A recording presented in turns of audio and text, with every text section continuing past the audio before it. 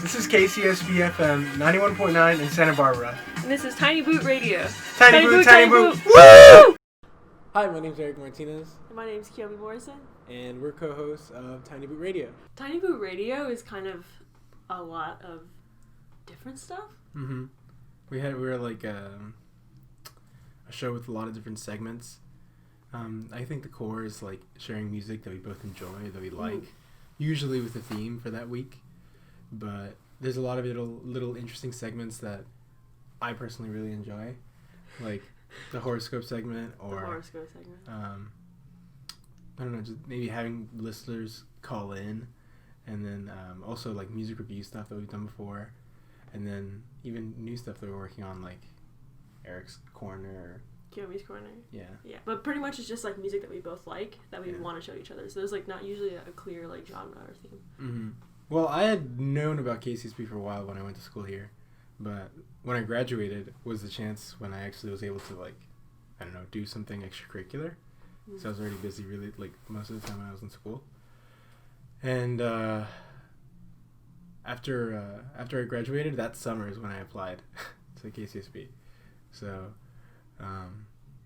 it's just something I'd always really wanted to do. What about you? When I was a freshman, I came here for like the orientation, and they did a tour, and then I was like, oh, I have to do that. So I ended up, when I came to school, I tried to join the radio, but then they said no. And so eventually I saw they had a hiring position for promotions director, so I applied for it, and then I like marched my way down to the station and like found Ted and asked to apply. I ended up getting it. So that's kind of how I got to the radio. So I actually had a job on XCOM before I had a radio show, which is funny. I only recently started doing a radio show. Mm-hmm. Wow, you weren't even a programmer before, but I mean, you're very capable. I was a faker. I mean, you're very capable. I think that's the main thing that people worry about, right? My name is Kiyomi, and I go by she, her, hers. Tiny boot, tiny boot! Woo! KCSB is important to me because, I don't know, it's just like my whole experience here at UCSB. It's been like a really pivotal part of it. I met all my closest friends here. It was like one of the most challenging jobs I've ever had. Working as promotions director here, and then also working as publications has been really fun, doing all sorts of art and stuff. It's kind of like a creative outlet. I think when you're doing schoolwork, all that kind of stuff all day, the radio is really cool because it's like full of people you like and enjoy, and then also you do work that's like really fulfilling and good. My name is Eric Martinez. My pronouns are he, him. Tiny boot, tiny boot! Woo! KCSB is important to me largely because of the sense of community I feel here. It's nice knowing that I can come by the station or come by to the KCSB events and then feel welcomed by like a nice little group of friends that are all kind of interested in similar things. You don't feel ostracized, really. It's very welcoming. I think one of the biggest ways is to put on the events. The events, in my opinion, connect the community more than anything. So events like the Ivy Open Mic, like there's a lot of great moments that happen at the Ivy Open Mic stuff, and it wouldn't happen at all if KCSB wasn't putting on that event, you know. And of all the open mics that I think have happened, whether it's at Rockfire Grill or the co-op, the IB co-op, they always turn out really great. Lots of people like to go, and it's always kind of like sad when they end, you know, because there's a lot of people that still want to do a similar thing, like have a voice, be heard, and then be appreciated for whatever they have to say. Yeah, I also like the fact that KCSB like really tries to outreach for community programmers. There's a lot of different college radio stations that are like only students, but KCSB is like very much like community programming. Yeah. So I would say like a good majority almost of programming is by community members. And so it was really cool when I first got here, like meeting all these people who've had shows for like, you know, like 20, 30 years. Yeah.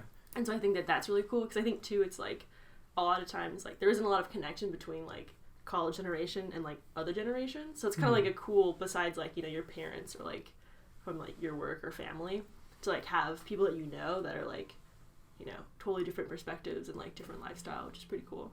Very true. Yeah. That's a hard question. There's a lot of good memories. I really like this memory of Jack, Alex, and I going into the KCSB karaoke and singing Tequila on air.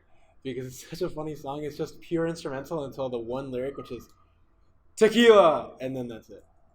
So that's a really nice memory. I guess, like, one of my favorite memories was, it was, like, right around when I first started at KCSB.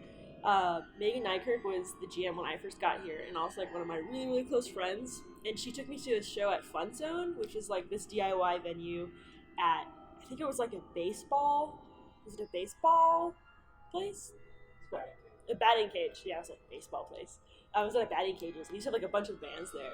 And it was, like, their last show, but it was also my first show there. So I went with Megan, and I met Dorothy, and, like, everyone from the radio was there. Everyone was, like, super, super sad it was closing, but it was, like, just really, I don't know. It was, like, beautiful having everyone there. People were, like, crying and stuff. So that was, like, one of my favorite memories. But it was, like, right when I had first started, so it was kind of, like, getting a preview into this community that I didn't really know anything about, but really wanted to, like, be a part of. Tiny Boot, Tiny Boot! Woo! I like the idea of, like, I don't know, being broadcast. I don't know if that's, like, it's kind of self-centered, but no, it's like yeah. like they're like the dream of, like, a kid. You know what I mean? Like, I feel like I'd always, like, imagine in my head, like, be, like, on a talk show or something like that. So this is, like, the closest thing. You know what I mean? I think most people just want to feel, like, heard. Yes. Yeah. Yeah. They want to feel like what they say is, somewhat significant, and that people are willing to listen. Mm-hmm. And I think KCSB gives you that opportunity. That's what I like about being on the radio as well, is to be part of this kind of more established network that is willing to share my perspective. That's always really, really nice. Yeah. Well, also, it's like this, like, side hustle that you don't really do for any other reason to like do it. You know what I mean? Like, yeah. The show itself is, like, all volunteer, and it's a lot of work just volunteer. So it's, like, nice having, like, an extracurricular that you, like, can put a lot of time into just because you care about it. It's nice. I don't know. I think the idea just sounded really cool to me. Like being a DJ on air, people listening to music that I liked, because I thought I had pretty good music taste. But you learn a lot when you come here, and you get humbled, and, like, people have really cool music taste here, diverse, like, you wouldn't believe, and yeah, I don't know.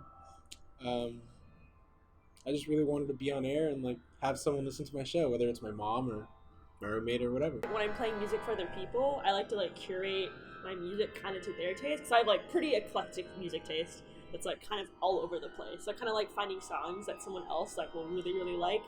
So in doing that, I'll, like, look through different artists that me and Eric both like, and try to, like, find related artists to there. But also I just, like, look through all my old songs and try to find different related artists in there, or if artists I already like have, like, projects for other people, that kind of stuff. But honestly, like, going through, like, the YouTube recommended, like, chain, like, going through, like, a whole playlist is a really good way.